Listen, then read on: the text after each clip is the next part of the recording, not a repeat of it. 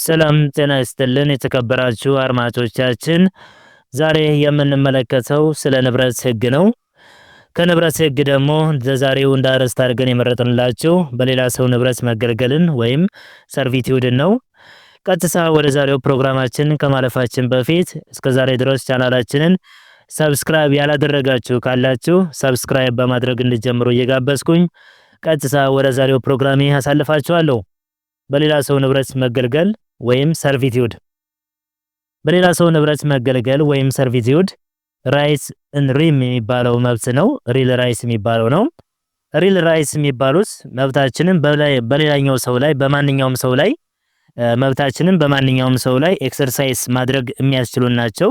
በማንኛውም ሰው ላይ መብታችንን ለመተግበር ወይም ከማንኛውም ሰው ላይ መብታችንን ለመጠየቅ የሚያስችሉን መብቶች ሪል ራይትስ ይባላሉ። ፐርሰናል ራይትስ የሚባሉት ደግሞ መብታችንን ኤክሰርሳይዝ የምናደርገው ፓርቲኩላር ፐርሰን ነው፣ የተወሰኑ ግለሰቦች ላይ ነው መብታችንን መጠየቅ ወይም መብታችንን ግዴታ እንዲወጡልን የምንጠይቃቸው የተወሰኑ ሰዎች ናቸው። መብታችንን የምንጠይቃቸው የተወሰኑ ሰዎች በሚሆኑበት ጊዜ እንደዛ አይነት መብቶች ፐርሰናል ራይትስ ይባላሉ። ሪል ራይትስ የሚባሉት ግን መብታችንን የምንጠይቀው መብታችንን ኤክሰርሳይዝ የምናደርገው ማንኛውም ሰው ላይ ከሆነ እንደዛ አይነት ራይቶች ሪል ራይትስ ይባላሉ። ከነዚህ ራይቶች መካከል አንዱ ራይትስ ኦፍ ሰርቪቲዩድ ነው። ሰርቪቲዩድ ወይም በሌላ ሰው ንብረት መገልገል አንዱ ሪል ራይትስ ነው። ንብረት አገልግሎት ማለት በሌላ ሰው ንብረት መገልገል ማለት ምን ማለት ነው የሚለውን ነገር ስንመለከት ደግሞ በፍትሐ ብሔር ሕጉ 1359 ላይ የምናገኘው ነው። ስለሌላ ሰው የማይንቀሳቀስ ንብረት ጥቅም በአንዱ የማይንቀሳቀስ ንብረት ላይ የማድረግ ንብረት ላይ የሚደረግ ግዴታ ነው። አንድ ሰው የማይንቀሳቀስ ንብረት አለው። ይህንን የማይንቀሳቀስ ንብረቱን በአግባቡ ለመጠቀም እንዲረዳው በሌላ ሰው የማይንቀሳቀስ ንብረት ላይ ግዴታ የሚጣል ነው። ለምሳሌ አበበና ከበደ ጎረቤታሞች ናቸው። ከበደ ንብረት የማይንቀሳቀስ ንብረቱን በአግባቡ ለመጠቀም እንዲረዳው በጎረቤቱ በአበበ ላይ ግዴታ የሚጣልበት አንድ የንብረት ግዴታ የሚጣልበት መንገድ ነው ማለት ነው። ለምሳሌ አበበ ከጎረቤቱ በእግር መተላለፊያ እግር መንገድ መተላለፊያ ሊፈልግ ይችላል። ወይም አበበ በራሱ ንብረት ቋሚ ንብረት ላይ ቤት ሊኖረው ይችላል።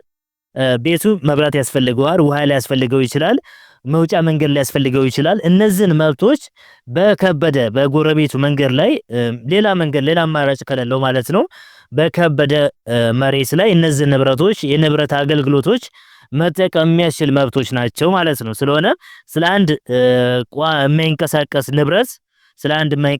ንብረት ጥቅም እንዲሰጥ በማሰብ ሌላ ሰው የማይንቀሳቀስ ንብረት ላይ ቋሚ ንብረት ላይ የማይንቀሳቀስ ንብረት ላይ ግዴታ የሚጥል አይነት መብት ነው። ስለሆነ ሰርቪቲዩድ ይባላል። በ1359 ላይ እናገኘዋለን ማለት ነው። ይህ ግዴታ አገልጋይ በሆነ ርስት ባለቤት፣ ልብ ብላችሁ አስተውሉልኝ። ግዴታ አገልጋይ በሆነ ርስት ባለቤት ሰርቪያንት ቴናንስ የሚባለው ወይም አገልግሎት የሚቀበለው ርስት ባለቤት ዶሚናንት ቴናንስ የሚባለው አንዳንድ የልማድ ተግባሮችን እንዲሰራ ወይም ከሀብቱ ጋር የተያያዙትን አንዳንድ መብቶችን ከማከናወን ራሱን እንዲታገድ ያስገድደዋል ማለት ነው። የሚያስገድድበት አንድ የመብት አይነት መብትና የግዴታ አንዱ ላይ አንዱ መብት የሚሰጥ ሌላው ደግሞ ግዴታ የሚጥል ነው። በ1359 ንዑስ አንቀጽ 2 ላይ እንደምናገኘው ማለት ነው። ይህ ሰርቪቲዩድ በሌላ ሰው ንብረት መገልገል አላማው ምንድን ነው የሚለውን ነገር ስንመለከት አገልግሎት የሚቀበለው ርስት ባለቤት በመሬቱ ላይ የሚያገኘውን የመጠቀም መብቱን በተሻለ መንገድ እንዲያከናውን ወይም እንዲጠቀም ከሌላ ሰው መሬት የመጠቀም መብትን መፍቀድ ነው። በመሬቱ ላይ በቋሚ ንብረቱ ላይ ያለውን የመጠቀም መብቱን በተሻለ መንገድ እንዲጠቀም ለማስቻል ነው በሌላ ሰው ላይ ግዴታ የሚጣለው ማለት ነው። ቀደም ብዬ እንደነገርኳችሁ የራሱን ንብረት በአግባቡ ለመጠቀም እንዲረዳው በማሰብ ነው አላማው ማለት ነው። ከመሬቱ ላይ የሚገኘውን የመጠቀም መብቱን በተሻለ መንገድ እንዲያከናውን ወይም እንዲጠቀም ከሌላ ሰው መሬት ላይ የመጠቀም መብትን የሚፈቅድ አይነት ነገር ነው። አላማው ይሄ ነው። ሁለተኛው ደግሞ የተፈቀደው መሬት ጥቅም ላይ የሚውለው ለተፈቀደለት አላማ ብቻ ነው። ለተፈቀደለት አላማ ፐርፐዝ ብቻ ነው። የተፈቀደለት ሰው አለ። የተፈቀደለት መሬት ግን ያችን የተፈቀደለት መሬት ግን መጠቀም የሚችለው ለተፈቀደለት ዓላማ ብቻ ነው። ለምሳሌ የተፈቀደለት ለእግር መንገድ ሊሆን ይችላል። ለእግር መንገድ ከተፈቀደለት መጠቀም የሚችለው ለእግር መንገድ ብቻ ነው። ለሌላ አገልግሎት መጠቀም አይችልም ማለት ነው። ሶርስ ኦፍ ሰርቪስዩድ በሌላ ሰው ንብረት መገልገል መብት ምንጩ ምንድነው የሚለውን ነገር ስንመለከት ከሶስት ነገር ሊመነጭ ይችላል። አንደኛ ከውል ሊመነጭ ይችላል። በሁለቱ አካሎች መካከል በሚደረግ ውል ከውል ሊመነጭ ይችላል። ሁለተኛ ደግሞ በኑዛዜ የሚመነጭ ሊሆን ይችላል። የአንድን ርስት ባለቤት ይህን ርስት በሁለት ወይም በብዙ ወራሾች መካከል በሚከፋፈልበት ኑዛዜ የመነጨ ሊሆን ይችላል። የአንድ ርስት ባለቤት የነበረ ሰውዬ ርስቱን ሁለትና ሶስት በላይ በሆኑ ወራሾች መካከል በሚያከፋፍልበት ጊዜ በኑዛዜው የመነጨ ሊሆን ይችላል። ስለሆነ በመጀመሪያው በውል የመነጨ ሊሆን ይችላል። በሁለተኛ ደግሞ በኑዛዜ የመነጨ ሊሆን ይችላል። ሶስተኛ ደግሞ ከሕግ የመነጨ ሊሆን ይችላል። ከሕግ የመነጨ ሊሆን ይችላል። በሌላ ሰው ንብረት የመገለገል መብት ምንጮቹ እነዚህ ሶስት ሊሆኑ ይችላሉ። በውል ሊመነጭ ይችላል፣ በኑዛዜ ሊመነጭ ይችላል፣ በሕግ ሊመነጭ ይችላል ማለት ነው። የሁለቱ ወገኖች መብትና ግዴታዎች ምንድናቸው የሚለውን ነገር ስንመለከት ይሄን ከዛ በፊት ግን በሌላ ሰው ንብረት መገልገል መብት የሚመነጨው የምናገኘው በ1362 ነው። በፍትሐብሔር ሕጉ ይሄን አንቀጹን ልጥቀስላችሁ ብዬ ነው። በአንቀጽ 1362 ላይ እናገኘዋለን። የሁለቱን ወገኖች መብትና ግዴታዎችን ደግሞ ስንመለከት ሲስማሙ መብትና ግዴታ ካልጣሩ ወይም ካላስቀመጡ ወይም ውልም ቢያስቀምጡ ራሱ ውሉ ሕጋዊ ካልሆነ ወይም ውሉን አፈጻጸም ወይም ውሉ አዋዋላቸው ግልጽነት የጎደለው በሚሆንበት ጊዜ የፍትሐብሔር ሕጉ 13.7 ጥቅም ላይ ይውላል። ሕጋዊ ውል ካላቸውና ግልጽም ከሆነ በውላቸው መሰረት መብትና ግዴታቸውን እንዲወጡ ይደረጋል። ነገር ግን ውል ከሌላቸው ወይም ውላቸው ሕጋዊ ካልሆነ ወይም ውላቸው አፈጻጸሙ ሊሆን ይችላል ወይም አዋዋላቸው ሊሆን ይችላል ግልጽ ካልሆነ በእንደዚህ አይነት ሁኔታዎች ሲያጋጥሙ የፍትሐብሔር ሕጉ ጋፕ ፊሊንግ ሆኖ ክፍተት ለመውላት በፍትሐብሔር ሕጉ 13.7 ላይ ማለት ነው። በፍትሐብሔር ሕጉ 13.7 ጥቅም ላይ ይውላል ማለት ነው። የግዴታ አገልጋይ በሆነ ርስት ባለቤት ያለበት ግዴታን ስንመለከት አገልግሎት የሚቀበለው ርስት ባለቤት መሬቱን እንዲጠቀም መፍቀድ አለበት። አገልግሎት የሚጠቀመው ርስት ባለቤት መሬቱን እንዲጠቀም መፍቀድ አለበት። ይሄን የምናገኘው በአንቀጽ 1359 እና በአንቀጽ 1373 ንዑስ አንቀጽ 2 ላይ ነው። ሁለተኛው ግዴታው ደግሞ አገልግሎቱን የማይመች ወይም የሚቀንስ አገልግሎቱን እንዳይመች ማድረግ አይችልም ወይም እንዲቀንስ የሚቀንስ ዘዴ የሚያደርግ ዝንባሌ ለመስራት አይችልም። በባድ ፌስ ተነስቶ አገልግሎቱን እንዳይጠቀም የሚያደርግ ወይም የአገልግሎቱን የመጠቀም መብቱን እንዲቀንስ የሚያደርግ ድርጊቶችን ማድረግ አይችልም። ይሄንን የምናገኘው ደግሞ በ1378 ነው። በፍትሐብሔር ሕጉ 1378 ላይ ነው የምናገኘው። አገልግሎት የሚቀበለው ርስት ባለቤት ያሉበት መብትና ግዴታዎችን ስንመለከት ለአገልግሎት የሚጠቀምበትን መሬት በተሻለው አቅም ጉዳት እንዳይደርስበት አድርጎ መጠቀም አለበት።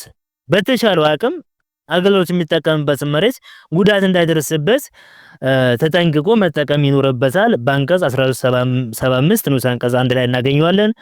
አገልግሎት የሚሰጠው መሬት ሁኔታ የሚያከብድ አገልግሎት የሚሰጠውን ንብረት መሬት የሚያከብድ ሁኔታ መጠቀም የለበትም። የሚያከብድ ወይም የሚለውጥ ሳያደርግ መጠቀም ግዴታ አለበት። በ1375 ንዑስ አንቀጽ 2 ላይ እናገኘዋለን። አገልግሎት የሚጠቀሙበት መሬት በሌሎች ባለሀብቶች መካከል የሚከፋፈል ሲሆን አገልግሎት ጥቅም የሚሰጠው መሬት አገልግሎት የሚጠቀመው ማለት ነው የሚሰጠው ሳይሆን የሚጠቀመው መሬት በተለያዩ ባለሀብቶች በሚከፋፈልበት ጊዜ አገልግሎት ሰጪ የሆነው መሬት ግዴታውን የሚያከብድ መሆን የለበትም። 2 እና 3 በላይ የሆኑ ባለሀብቶች ቢሆኑም አሁን አገልግሎት የሚጠቀሙት መሬቱ ተከፋፍሎ 2 እና 3 ባለሀብቶች ሲሆኑ መሬት የሚጠቀሙት በተለመደው መንገድ መሄድ አለባቸው። አሁን ለምሳሌ የእግር መንገድ ከሆነ አንድ ሰው ከሚጠቀም ነበር የአንድ ሰው ንብረት ወደ 2-3 ሰው ሲከፋፈል 2-3 ባለሀብቶች ሲኖሩ ያንን የቀድሞውን የእግር መተላለፊያ መንገድ መጠቀም አለባቸው። ሌላ ተጨማሪ እግር መንገድ መፍጠር የለባቸውም ማለት ነው። ሶስተኛ ደግሞ እነዚህ ሁለት ሶስት የሆኑ አዲስ የተፈጠሩ ባለሀብቶች አዲስ የንብረት ባለቤት የሆኑት ባለሀብቶች ተከፋፍሎ ማለት ነው የሚጠቀመው አንዱ ብቻ ከሆነ ያንን መንገድ የሚጠቀመው አንዱ ብቻ ከሆነ የንብረት ሰጪው ንብረት አገልግሎት የሚሰጠው ባለሀብት የሌሎቹ መብቶች እንዲሰረዙለት የመጠየቅ መብት አለው ማለት ነው። እነዚህን ከተነጋገርን መብትና ግዴታዎች እንደዚህ ከተነጋገርን ቀጣይ ርዕስ የምንመለከተው ደግሞ ታይፕስ ኦፍ ሰርቪቲዩድ ነው። ታይፕስ ኦፍ ሰርቪቲዩድ ስንት አይነት በሌላ ሰው ንብረት የመገለገል መብቶች አሉ የሚለውን ነገር ስንመለከት አንደኛ አርባን ሰርቪቲዩድ ኤንድ ሩራል ሰርቪቲዩድ በከተማ በሌላ ሰው ንብረት የመገለገል መብትና የገጠር በሌላ ሰው ንብረት የመገለገል መብቶች ናቸው። በአንቀጽ 1371 ላይ እናገኘዋለን። በገጠር የመተላለፍ መብት በእግር ወይም በከብት በእግር ሊሆን ይችላል ወይም በከብት ሊሆን ይችላል። በከብት በጋራ ሊሆን ይችላል። ሰብል በሌለበት ወቅት ወይም በእርሻ መካከል ወይም ከደን ለመውጣት መተላለፍ ሊሆን ይችላሉ። እንደዚህ አይነት ነገሮች ሲሆኑ ልዩ ድንጋጌ ከሌለ በስተቀር በቦታው ወሰን ላይ እንዳለው የአገሩ ልማድ መሰረት ይወሰናል።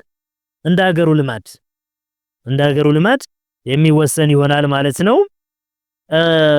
ስለ ግጦሽ ወይም ደን ስለመግባት ወይም ስለማጠጣት ወይም ስለመስኖ እና ሌሎች የገጠር መሬት የንብረት አገልግሎትን በተመለከተም ቀደም ብለን እንደተነጋገርነው ልዩ ድንጋጌ ካለ በዛ ድንጋጌ መሰረት ጥቅም ላይ ይውላል። ልዩ ድንጋጌ ከሌለ ግን እንዳገሩ ልማድ ቀደም ብለን እንደተነጋገርነው እንዳገሩ ልማድ ጥቅም ላይ ይውላል ማለት ነው። የከተማ ንብረት አገልግሎት የሚባሉት ደግሞ ምንድናቸው? አንደኛ ራይት ኦፍ ቪው ነው፣ የእይታ መብት ነው። ሌላው የእግር መንገድ ነው። ሌሎች ከህግ የመነጩ የከተማ ንብረት አገልግሎቶች ናቸው። ለምሳሌ ያለ መመልከት ውሃ፣ ኤሌክትሪክ መስመር የውሃ የኤሌክትሪክ መስመር ዝርጋታዎች እነዚህ የከተማ ንብረት አገልግሎት ይባላሉ። ዘላቂ የሆነ ንብረት አገልግሎት የሰው ልጅ ባይገለገልበትም የማይቋረጥ አገልግሎት ሲሆን without human interventions አገልግሎት የሚቀጥል ከሆነ ይሄ ዘላቂ የሆነ ንብረት አገልግሎት ይባላል። ዘላቂ ያልሆነ ንብረት አገልግሎት የሚባለው ደግሞ የሰው ልጅ ጣልቃ ካልገባበት የሚቋረጥ ከሆነ ካልተጠቀመበት የሚቋረጥ ከሆነ የዘላቂ ያልሆነ ንብረት አገልግሎት ይባላል። በፍትሐ ብሔር ሕጉ 1382 እናገኘዋለን ማለት ነው። ሌላው ደግሞ ታይፕስ ኦፍ ሰርቪቲዩድ የሚታይና የማይታይ የንብረት አገልግሎት አይነቶች ናቸው። የሚታይ አገልግሎት ወይም አፓረንት ሰርቪቲዩድ የሚባለው በ1366 በፍትሐ ብሔር ሕጉ 1366 ላይ የምናገኘው የሚታይ በግልጽ አንድ የውጭ ምልክት ያለው ማለት ኤክስተርናል ወርክ ያለው አንድ የውጭ ምልክት በግልጽ የሚታይ አንድ የውጭ ምልክት ያለው ወይም ኤክስተርናል ወርክ ያለበት ነው። ለምሳሌ እንደ እግር መንገድ፣ ቦይ ወይም የውሃ ዝርጋታ የመሳሰሉት እነዚህ የአገልግሎት አይነቶች አፓረንት ሰርቪቲዩድ ወይም የሚታይ አገልግሎት ይባላሉ። የማይታይ አገልግሎት አይነት ወይም ነን አፓረንት ሰርቪቲዩድ የሚባሉት ደግሞ ኤክስተርናል ወርክ ተጨማሪ አንድ የውጭ ምልክት የሌላቸው ተጨማሪ ስራ የሌላቸው አይነቶች ናቸው። እነዚህ ደግሞ ለምሳሌ እንደ ግጦሽ፣ እንጨት መቁረጥ የመሳሰሉት እነዚህ ምን ይባላሉ? ነን አፓረንት ሰርቪቲዩድ ወይም የማይታይ አገልግሎት ይባላሉ ማለት ነው። የመጨረሻው አርስታችን ለዛሬ ስለ ሰርቪቲዩድ የመጨረሻው አርስታችን የንብረት አገልግሎት የሚቋረጥበት መንገዶችን ነው የምንመለከተው። አንደኛው የሚቋረጥበት መንገድ አገልግሎቱን የሚቀበለው ርስት ባለቤት መብቱን በራሱ የተወ ሲሆን አገልግሎት የሚቀበለው ርስት ባለቤት መብቱን በራሱ የተወ እንደሆነ ዌቨር ካለ ማለት ነው። ዌቨር ኦፍ ራይትስ ካለ በ1381 መሰረት ማለት ነው መብቱን ራሱ ከተወው የንብረት አገልግሎቱ ይቋረጣል ማለት ነው። ሁለተኛ በጽሁፍ የተደረገውን አገልግሎት ሲሰረዝ አሁንም ይሄ ቀሪ ያደርገዋል 1381 ንዑስ አንቀጽ 1 ላይ እናገኘዋለን። ሶስተኛ ደግሞ ሰርቪቲዩዱ ምን አይነት ሰርቪቲዩድ ነው? አፓረንት ሰርቪቲዩድ ሆኖ ወይም የሚታይ አገልግሎት ሆኖ አገልግሎት መኖር የሚገልጸው ስራዎች ከጠፉ ወይም 10 ዓመት ጀምሮ የማያገለግሉ ሆነው በተገኙ ጊዜ አፓረንት ሰርቪቲዩድ ነው። ቀደም ብለን እንደተናገርነው እግር መንገድ፣ ቦይ፣ ውሃ ዝርጋታ ምናምን የመሳሰሉት እነዚህ አፓረንት ሰርቪቲዩድ ይባላሉ። ወይም የሚታይ ሰርቪቲዩድ ሆኖ እነዚህ የሚታዩት በውጭ አንድ የውጭ ምልክት ያስፈልጋቸዋል ናቸው። ምልክቶች በሚጠፉበት ጊዜ መኖር የሚገልጽ ስራዎች ከጠፉ በእነዚህ ጊዜ የንብረት አገልግሎቱ ይቋረጣል ማለት ነው። በአንቀጽ 1381 ንዑስ አንቀጽ 3 ላይ እናገኘዋለን። አራተኛ አገልግሎት ሰጪው ባለሀብት የአገልግሎቱን የሚጠቀምበትን መሬት ሙሉ በሙሉ መተው ወይም መስጠት ራሱን ከግዴታ ነፃ ሲያደርግ አገልግሎት ሰጪው ያችን ለእግር መንገድ የተፈቀደችው መሬት ሙሉ በሙሉ መተው እና ከዛ በኋላ ከግዴታ ራሱን ነፃ ካደረገ በ1374 መሰረት የንብረት አገልግሎት ይቋረጣል ማለት ነው። በቃ ሙሉ በሙሉ ተወ፣ ራሱን ከዛ ግዴታ ነፃ አደረገ። የእግር መንገድ የፈቀደበትን መሬት ሙሉ በሙሉ ተወ። በእንደዚህ አይነት ሁኔታ ሲያጋጥ በሁለቱ መካከል ያለው የመብትና ግዴታ ግንኙነት ያይቋረጣል ማለት ነው። በነገራችን ላይ የንብረት አገልግሎት ውሉ በጽሁፍ መደረግ አለበት የሚለው ነገር ለማስተዋወስ እወዳለሁኝ። በጥቅሉ በዛሬው ፕሮግራማችን ላይ በሌላ ሰው ንብረት መገልገል ስለ ሰርቪቲዩድ በጥቅሉ የተነጋገርንበትን ፕሮግራማችንን በዚሁ ስንቋጭ፣ እስከዛሬ ድረስ ቻናላችንን ሰብስክራይብ ያላደረጋችሁ ካላችሁ ሰብስክራይብ በማድረግ የሚጨመር የሚቀነስ ወይም የሚስተካከል ነገር ካለ ኮሜንት ሴክሽኑ ላይ በማስቀመጥ ለብዙዎች እንዲደርስ ደግሞ ላይክ እና ሼር በማድረግ ቤተሰብ ይሁኑ እያልኩ እየጋበዝኩኝ የዛሬውን ፕሮግራሜን በዚሁ ቋጫለሁ። አመሰግናለሁ። ቻው።